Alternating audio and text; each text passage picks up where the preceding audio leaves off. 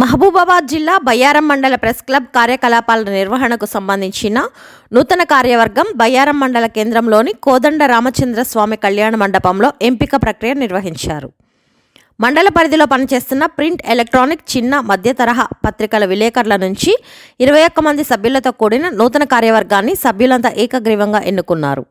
గౌరవ సలహాదారుగా Maloth Suresh Babu, Mudra news channel, ప్రజాముద్ర దినపత్రిక మహబూబాబాద్ జిల్లా రిపోర్టర్ చాపల కృష్ణారెడ్డి, ప్రజాశక్తి అధ్యక్షుడిగా తుడుం రాజేష్, క్యూ న్యూస్ ప్రధాన కార్యదర్శిగా చిలకమారి గురుప్రసాద్, ప్రజాస్ఫూర్తి విలేకరులను ఏకగ్రీవంగా ఎన్నుకున్నారు. కార్యక్రమంలో ప్రెస్ క్లబ్ కార్యవర్గం సభ్యులు తదితరులు పాల్గొన్నారు. నా పేరు మాలోత్ సురేష్.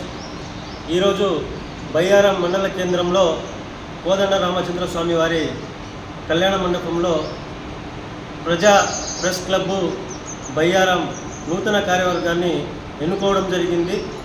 ఈ యొక్క నూతన కార్యవర్గంలో గౌరవ సలహాదారులుగా చాపల కృష్ణారెడ్డి గారిని, అదేవిధంగా పుల్లూరి ఉపేందర్ గారు, మాలోత్ సురేష్ గారులను ఎన్నుకోవడం జరిగింది. నూతన కార్యవర్గం మొత్తం సభ్యుల ఏకాభిప్రాయంతో ఏకగ్రీవంగా అధ్యక్షులుగా తుడుం రాజేష్ బయ్యారం వారిని ఎన్నుకోవడం జరిగింది.